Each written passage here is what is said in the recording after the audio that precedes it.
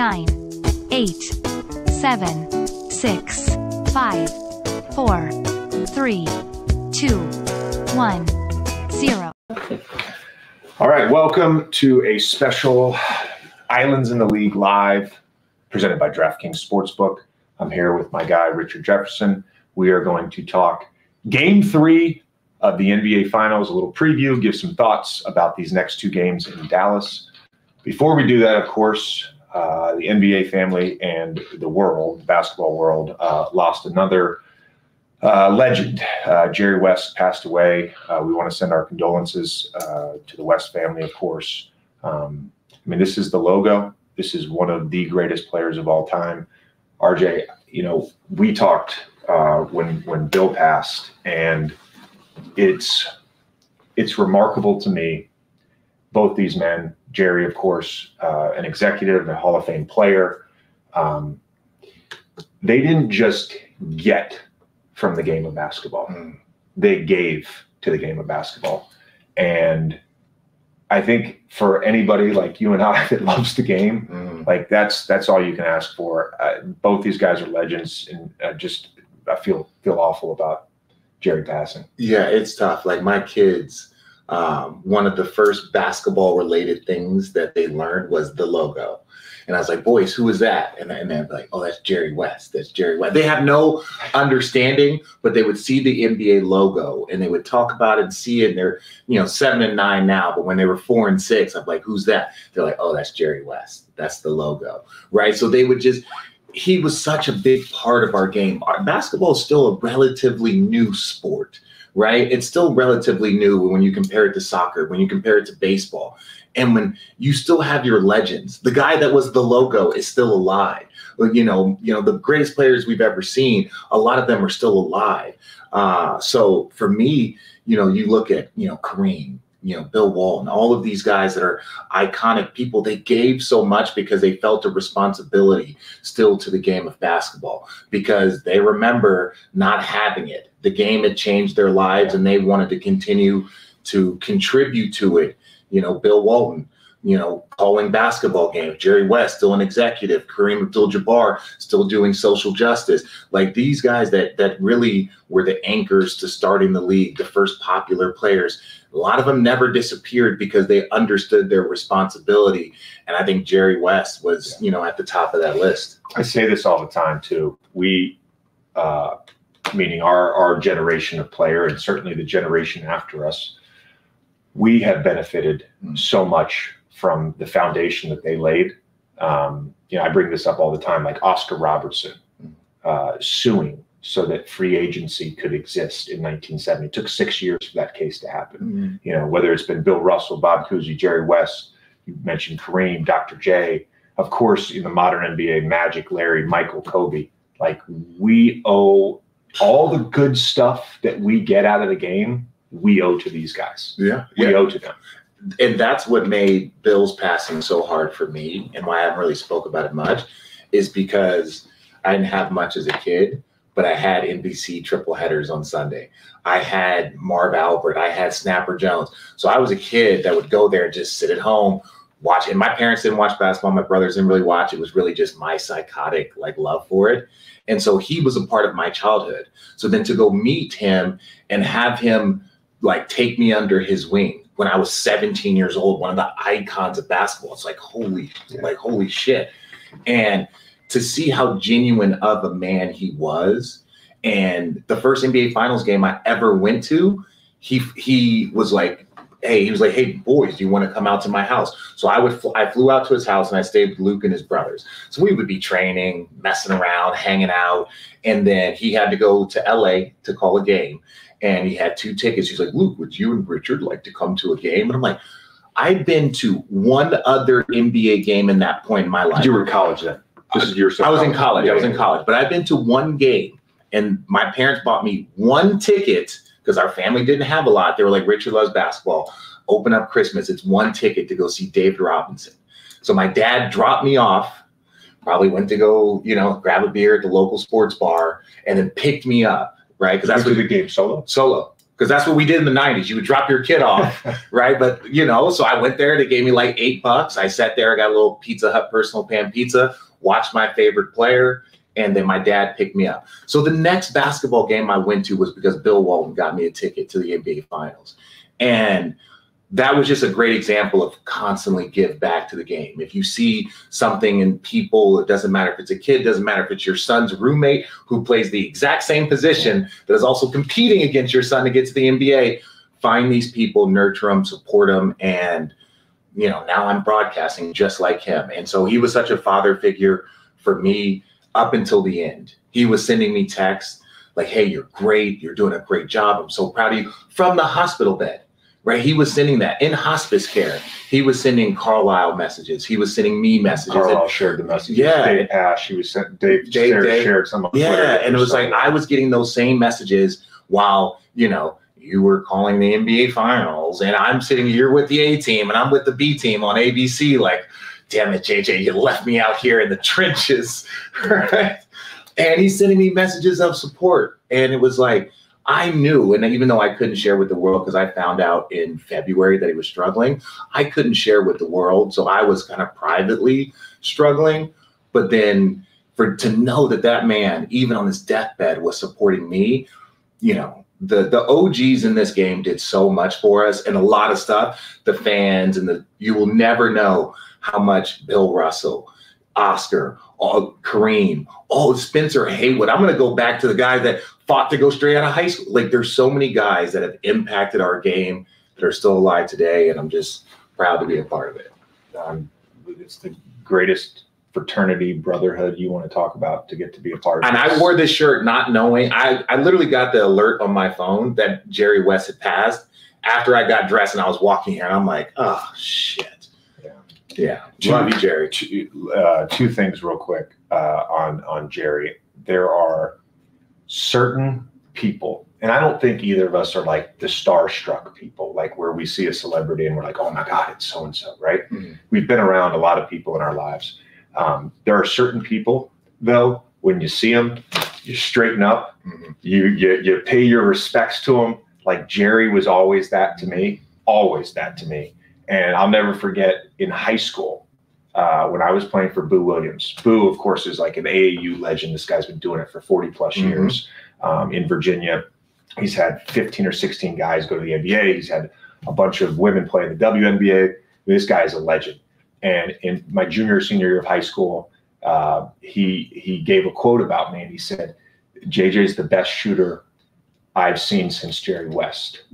That was like 25 or 26 years ago. It's probably the best basketball compliment I've ever received in my life, to be compared to Jerry West as a shooter. Jerry West was ahead of his time. This was an incredible shooter that shot right around 50% from the field. Like, that was unheard of for a guy to take that amount of jump shots and shoot that well from the field. He was legitimately one of the greatest players of all time, for sure. And he's in the conversation for greatest shooter ever. Oh, 100%. I was very fortunate. Rod Thorne, who in the Hall of Fame, he drafted me. He drafted Michael Jordan from West Virginia. He was the guy after Jerry West from West Virginia. So him and Jerry were like best friends. And so we would sit on the plane playing cards, and he would just tell me stories and tell stories. Me, Jay Kidd, Mark Jackson, we'd be playing cards. And Jerry West was just one of those guys. I was so fortunate last year during NBA Con. They were like, hey, would you like to do some interviews? We're doing things at NBA Con. And it was Jerry West, and I got a chance to sit down. Kareem came, but it was the fact that I got to interview Jerry West. I don't think you guys at home understand. We are basketball nerds. We grew up as kids just like everybody else. And we sit up here like, holy crap, we made it. We never lost that. That's one of the things I respect in you, is we've never lost the kid in us that we can't believe we get to talk to these guys. So there's a quote going around that Jerry West, and he was like, a lot of people were saying, they were dogs. Oh, he's dogs. And well, I was a wolf, and I used to eat dogs. And I'm sitting here like, this man is 80 years old, and he is talking like this, and I love it. But it's one of the things that also lets me know, even back then, the great players were psychotic. Yes. Even now, to be a part of this league, you have to be psychotic. There's a level of crazy confidence, focus, nothing else. Nobody else matters. not family, not nothing. This is the only thing that matters. And it was kind of comforting to see like, oh, okay, this has been going on forever and it's never going to go away. And Jerry West was just confirmation of that. All right. Let's get to game 3. Oh, we got to talk about basketball now. Let's get to game 3. I think we can touch on a few things here that I'm sort of looking for and that stand out. I want to get your overall thoughts on Porzingis and his not only availability but effectiveness. I know the numbers didn't pop in game 2 the way that they did in game 1, but when he's on the court, the Boston Celtics are a different team, and they're winning those minutes. Plus 13 in 21 minutes in game 1, plus 12 in 23 minutes in game 2. That is not even half the game that he's playing. So I think the big thing for me is, does Mazzulla shorten the rotation to 7? Because he has not played other than garbage time, he has not played a non-shooter out on the court. And that's what makes, I think, Boston so different, why they've had so much success with the blow-bys, with the drives in this series, because of their space and because of that dunker spot with the small guard, which I'll get to in a second. So I just your overall thoughts on the impact of his availability and also his effectiveness if he does play. Let me say this. It sucks that he's injured, but Porzingis did his job. He helped you win 2 games. Right now, the effectiveness of him on the floor with the spacing is so, like, again, the bigs, and it's not just Porzingis, but the bigs from Dallas have been ineffective the first 2 games. His shot blocking, his defense, his offense, both sides of the floor. And again, we're talking about small sample size.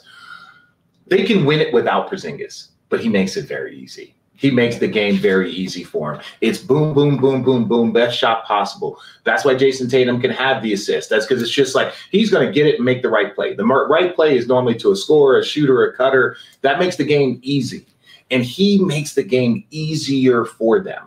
They are still the best team without him, but he definitely makes the game easier. So what is Mazzulla going to do? Well, he's going to do what they did in those 10 games where they were 9-1 without him. So I'm not worried. They still should win. They still should win this based off the talent that they have. So they still have what? They got 2 all-defensive, all-star level guards in their backcourt. Thank you for saying that. They got 2, I said level. They said they have 2 all-NBA guards at their wings. And if you start Al Horford, you have a borderline Hall of Fame level player in his career at their center. You never lose the game because of Al Horford, but he definitely helps you win games. So I like a guy like that. So when you look at their top 5, Porzingis made it even more unfair. Their top 5 is still unfair. Yeah, I agree with all of that. I am interested in it. Let's assume he plays, how many minutes he gets, how mobile he is. There was, like, you remember the block on Josh Green in game 1? Yes. There was a similar opportunity once he rolled that ankle in the second half of game 2, and he was 2 steps late. So the mobility piece here, particularly, I think on the defensive end, because like offensively he can space, offensively he can still post, and it's not like he's going to a dribble package and trying to explode for a dunk. He's shooting over the top of smaller defenders. Everyone. So I think the mobility piece defensively is probably the biggest concern. They have had, when Luka is the ball handler and pick and roll, Dallas has had a lot of success. So that's kind of what I'm looking for. And then how does Joe do the rotations around that? Okay. Now chat. Don't. No, hear me out. I'm going to ask I have no idea where he's going. I'm going to ask you a question, but it's okay. If you were coaching, I'm just saying. Look, I'm asking. I don't ever look at it from that perspective, but I'm saying, if you were coaching, would you put him out on the floor, knowing that yes, his height, his shooting ability, but it looks like he could be. He's got now 2 bad wheels. He's got 2 bad wheels, and if he is, quote unquote, the future, he's one of those guys. If you're the Boston Celtics, like I said, that this team could win 2 out of the next 3 if they were fortunate to win this. Bring as many pieces as you can back. I know Derek White, bring those guys back. Do you want to risk further? He's obviously hobbled, and one injury, you're favoring one for an injury prone guy, and the other wheel goes out. Do you want to risk that? Well, I think Joe said it best yesterday. He said, we've taken it out of his hands. We are leaving it up to the medical staff. And I do believe any organization should operate that way. Mhm. You have to protect the player from themselves sometimes. So no Willis Reed moment. Can we talk? We never even talked about.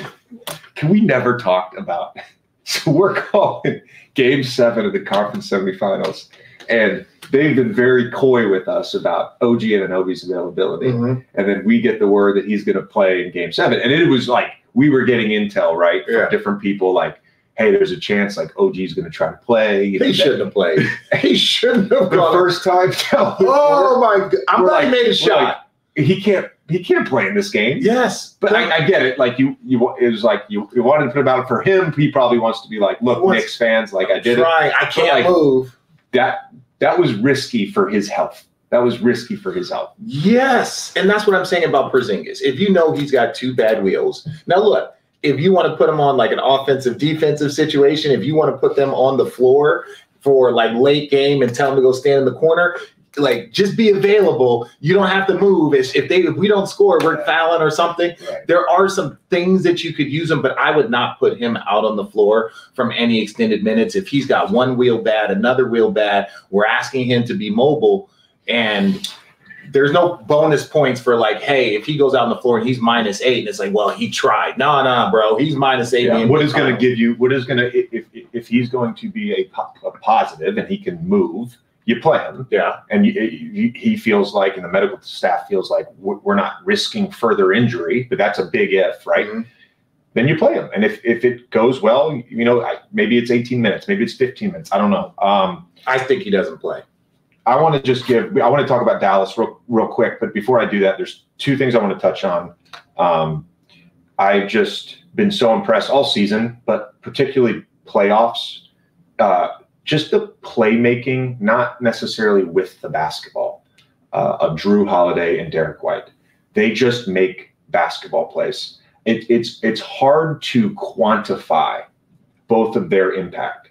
You know, there was a clip running around on social over the last few days, just of Drew getting in a stance, navigating 2 ball screens with Kyrie, chasing, getting back in front, poking the ball away. Like, yes, he gets a steal, but that's like just complete disruption of the possession. Derek White's made some insane defensive plays. The play where Drew Holiday gets the deflection and Steal. and then Derek White gets the steal, Drew Holiday 3. It's stuff like that that is just it. You want those guys on your team. And they're no nonsense. They're just normal, competitive human beings. And that's like, to some degree, I talked about this on Monday. To some degree, that's the most impressive thing about this. Like, you can get into the advanced stats and be like, oh, this team is historical relative to this. What is impressive to me about this team is the collective mindset and the sort of, we always talk about in sports about, oh, these guys are on the same page. Like, there is one cohesive goal and everybody's moving in the same direction. And it's very obvious. And you know this from being on teams. I know it from being on teams. We know it from calling games. It's very obvious this team is all moving in the same direction. As well as they probably have all season long. Yeah. And even with the heightened attention, and it's like, oh, Jaylen Brown's their best player. And even with all that, everyone's saying the right thing and moving in the right direction, and they do not care what the narrative is around them. But PJ Washington picked up that ball just before he passed half court. Why? Because he didn't want any of trying to handle that ball around Drew Holiday. That's what he did. That's why he picked it up. He's like, because sometimes you can be bringing it up, and I was one of those players where it's like, unless I have a clear path or unless I can get going, I want no part of this. I want no part of this. And that's what I said. I don't want, no, because it's like at half court, you're dribbling it up, and it's like, do I really want to be trying to? No, let me pick it up. So then I throw it. Now there's a deflection. So it started with his presence. Then there's the deflection, the save, throws it to Drew. Drew throws it to Al Horford. Al Horford throws it back to him. To me, that was one of the most impressive like sections of the game to show that they are all locked in. Drew Holiday, and I know we've seen his importance on every single team he's ever been on. Milwaukee had looked lost this year without him running the show. Now, I understand there's changes and it takes time for them, but you could see his impact gone. We talked more about what Milwaukee lost throughout the season than what Milwaukee gained. And so now we get to talk about Boston, what they gained. And Derek White is also the same way. You got two guys up there who are elite defensively. They don't care if they score. If you put the ball in their hand, they will murder you. But the thing that you talk about, their off-ball IQ, defensively, but also offensively, the cuts back door that Jrue makes. And a lot of the screen slip. And a lot of those are when players are in trouble. They have a great recognition. A lot of the backdoor cuts, it's like they see two on the ball, they start gravitating towards, oh, I'm going to cut. I'm a back. As a former person that would have the ball in those space, when you got two, you're looking for an outlet. And Jrue seems like he's always that guy. Jrue always seems like he's the guy cutting. He's the pass that leads to the next pass. Jrue always seems like he's that guy on the court. I pointed it out on the broadcast. There was a play in the second half. The possession, no advantage created. It wasn't shot clock running down, but we're later on in the half court possession. And Jrue gets the ball, let's say in the slot. And there's Jason Tatum on the wing, Derek White in the right corner. And it was a very innocuous just dribble handoff. But Jrue, when he did the dribble handoff, knew they were switching, and he immediately cut behind the defense. Now Kyrie's in the corner, and he's like, got to make a decision. Quick swing pass to Derek White 3, right? It's little stuff like that. Jrue Holiday gets zero credit on that play, but that's a winning basketball play. Yeah, because two have to go, and someone has to react. Yeah. You have to react, and the react is what it's the trigger. The react opens up that trigger, because if you don't, Jrue Holiday is going to be open, and so they are playing a step above currently right now. Currently right now, and it can change quickly. Before we get to the Mavs and some stuff, there was a great article today in The Ringer about Jason Tatum. You still read The Ringer? Of course I read The Ringer. Okay. They've got great writers at The Ringer. Amazing writers. They got great writers at The Ringer. I've never read The Ringer. Why are you making that face? I used to work at The Ringer. I didn't know you did. I didn't win. I used to have a podcast for The Ringer. Oh. It was called the JJ Redick Podcast. Oh, that's news to me. This is the first time I knew you had a podcast was this Old Man the Three thing. When was that? Continue. I'm sorry. We're off topic. Yeah, years ago. Anyways, we've spent some time with these guys in between games where we get to interview 2 to 3 players a day. And, the Tatum narrative conversation comes up and the quotes and sort of the collective mindset that this group has been awesome. There's a couple quotes in here that Joe Mazzulla said about Tatum. You said KP, but Joe Mazzulla says about Tatum, he just makes everyone's life easier. Brad Stevens says, there are a lot of things in this job that I lose sleep over. What someone thinks about Jason Tatum or Jason Tatum playing well is not one. He clearly is struggling with his jumper. And it's not just makes and misses. There are times, I think, where he is passing up catch and shoot opportunities. It hasn't mattered because he's so good at everything else. He really is. He's so good at everything else. And Boston has surrounded him, and him and Jalen. Jalen's all NBA too. Boston has surrounded him and Jalen with like the perfect pieces. Jason Tatum, I don't want to get into the MVP discourse 2 games in a series. In some ways, he's been their best player despite not shooting the basketball well. That to me is important. Our expectations of Jason Tatum are not his responsibility. Oh, that's a great quote. That's a bar. Our expectations of him are not his responsibility. His responsibility is to win the game. Yeah. And everybody wants to shoot well. I was in the NBA Finals at 22 and at 36. I wish I averaged 25 points a game, right? That wasn't my reality. But I think for Jason Tatum, and what I see from him is this. What is the first thing they tell you to do if you're not shooting the ball well? Like on the court, if you're not shooting the ball well, they tell you to focus on what? Something else. Focus on something else. Like, go rebound, go pass the ball, go focus on defense. And he has reached a level where his game in all the other areas have become outstanding. So even if he's not shooting the ball offensively well, which he is dog shit, let's just be real. Like, JT knows, he knows when you're first team All-NBA player most like multiple years, you know when you're shooting the ball like trash. He doesn't embrace it. Embrace it. Own it. Yeah. But he's also like, yo, I'm putting up double-digit rebounds every single night. I'm giving you 6, 7, 8, 10, 12. I'm doing everything I can until my jump shot starts falling. When my jump shot starts falling, it's a problem. The other part about defensively is because he is so versatile, they can cross-match.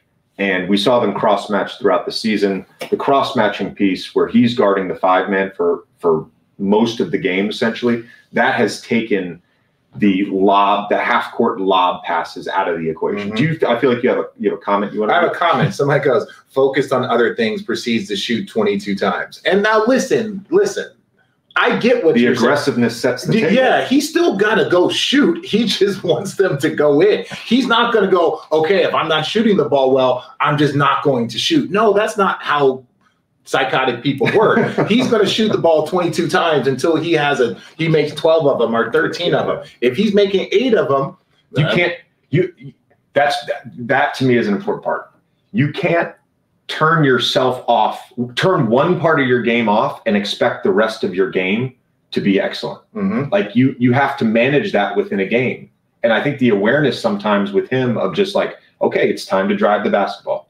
All right, I've got 2 or 3 guys that have collapsed. I've collapsed the defense. It's time to pass the basketball. Mm-hmm. It's time to finish. Mm-hmm. It's time to get to the free throw line. Okay, now I've got a mismatch. Now it's time to try to mash this guy in the post. Whatever it may be, He's had the awareness. The shots haven't gone in. His game has been on, though, if that makes sense. His mindset is on. Somebody say Tatum is literally dead last in NBA history in field goal percentage for anyone with 150 field goal attempts in the finals. Saying his shooting is awful is an understatement. I said it was dog shit. So I don't know what I don't. How can we? No one's defending his shooting percentage. How can we state it properly? No one's saying it's underestimated. It was really, really bad. All right, so for me, for Dallas. Okay. All right, real quick. I feel like I have a mimosa I got to get to, bro. Yeah.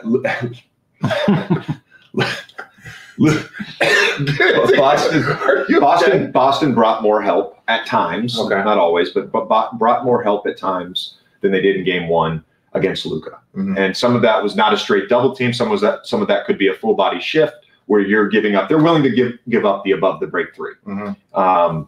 So I feel like there's not going to be an adjustment on Luka, right? At times in the second half, they actually did put 2 on the ball. He ended up with 8 assists in the second half. I don't think there's the guy for me that's got to get going for them is Kyrie Irving. Oh my God, what are you doing? Why are we talking about Luka? I just said. I'm just messing with you, bro. Relax. Kyrie Irving and then Gafford in the second half. They posted him twice. He scored. At times when they are in that switch mode, he's got size advantage in the dunker spot. Maybe that's an offensive rebound. So I think Gafford could have a huge impact for Dallas. And then the other guy, PJ Washington, he has, I hate saying this, but he does have a mismatch at times when Derek White's on him where he could overpower him. He's got the size and strength to do it. Those are the 3 guys for me if Dallas is going to win Game 3 that have to do it.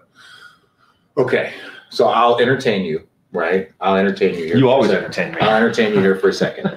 Yes, PJ Washington does have an advantage over Derek White, but it's also how to use that advantage. If he's trying to back him down in the post, I kind of like Derek White, jabbing at him, ripping, trying to do stuff. If he can catch it deep, go straight in, or if he could straight line Derek White on the floor, cool. You don't want to play with it in front of him. That's why he picked up that ball on the other side of half court. That's not his game. This comes down to just, again, it's just Kyrie. That doesn't mean that the 2 losses are all Kyrie's fault. That means I would not be sitting here as an NBA champion if Kyrie put up those numbers. If Kyrie put up these level numbers, I would not be an NBA champion. He will not be a 2-time NBA champion. Throw everything out. Kyrie, I was making arguments, could either be the 2nd or 3rd best player in the series. He is 7th in scoring? 7th in scoring, as that's your primary. Hasn't made a 3-pointer yet. That's your primary weapon. Now, am I worried about Kyrie? No, because I know he's different. He's different than all of us. He's just the way he can score and do things. He's special. But we can window dress this, and we need this, and Luka. And no. I'm just saying, if Kyrie doesn't play well, all of our analysis is out the window. PJ Washington cannot play well enough to allow Kyrie to average 15 points a game, not hit a three, and I don't think in the Oklahoma City series. Yes, but Kyrie. But they were giving up corner threes, so it's a different series. I agree. That's my thing. Yeah, and in this series, I agree with you. They need Kyrie to be between 25 and 30. That's just his average. We're not asking him to excel. Even when back in 16, when we won Game 5 on the road, he scored 41. They're going to need a 41-point ball from him against a better team, and we were playing against a better regular season team. And if you're going to play against a better team, your stars have to play well, and they need contributions. The contributions have been a little bit, here and there, and they're trying to figure it out, how to attack the lob, how to get the lobs, how to get some more corner threes. But it still stands by. If your A and B are not at a high level, I don't think they have a chance. If they aren't, but that's what they're going to need here in Dallas. 100%. 100%. Home crowd, that'll matter. It felt like, in rewatching games 1 and 2, it felt like games 1, my big takeaway early was like Dallas eased into that game. And it felt like the moment for a couple guys was maybe a little too big. I didn't sense that at all in game 2. Mm-hmm. They're going to be, they're going to be ready for game 3. They're going to be ready tonight for game 3. It's a 1-game series. Yeah. If they're not ready, this is over. Yeah. If they don't win this game, I'm rooting for a sweep so I can go home and be with my family. You got any other comments before we wrap up? Oh, somebody said that this is like they're like Drew Holiday has Kyrie locked up. Drew Holiday was not joking when he said pray against Kyrie. Drew Holiday is one of the best perimeter defenders I've seen. They know that a lot of these open shots, when Kyrie's hitting left-handed, that's not he can do anything he wants. They've done a good job not giving him easy things. That's what I was going to say. The transition threes, no transition threes, right? He got a couple layups at the end of the first quarter where he was able to turn the corner and get to the basket. But outside of that, it just hasn't been a lot of easy stuff. But he started 4 for 5, then went 1 for his next, 13, 14? I forgot what the final number was. He ended up 7 for 18. So he was 3 for his next 13. 3 for his next 13. So that's what I'm saying. But he started 4 for 5. Yeah. And so that's the thing. It's like he got going a little bit, got in a little bit of a rhythm versus game 1. And then the rest of the game just struggled. What are you giggling about over there? There's a comment that said Eric Dampierre's not walking through that door, and it made me laugh. That's true. Eric Dampier is not walking through that door for the Dallas Mavericks. Remember Eric Dampier? Were you in the league with Eric Dampier? Yes, I was. Okay, why did you get so offended when I ask questions? You're not that much older than me, dude. You left school early. Oh, I forgot. You stayed in school for 4 years. Yeah. I just want to let everybody know there's some very interesting tabs open on JJ's computer. We don't need to go into details. You're such a liar. There's not one single open tab. All right. This has been Islands in the League YouTube Live presented by DraftKings Sportsbook. Going to be a great game tonight. Can't wait to call it. You will be on NBA Today? I'm on NBA Today, and then we're doing a live stream at the game. Are we doing a live stream after the game? I'll jump on with you. Okay. So you are doing one. I'm doing one. Yep. Road Tripping is going to be doing live. Kendrick Perkins. I'll jump on. Allie Clifton, Channing Frye. JJ's going to be on. So we're going to do a little post-game reaction to Mavericks. Are you going to have the mimosa before NBA Today? We're still live? Then no. I will not be having that. Now, post-game, my level of sobriety will be different. But we love you guys. We love you guys.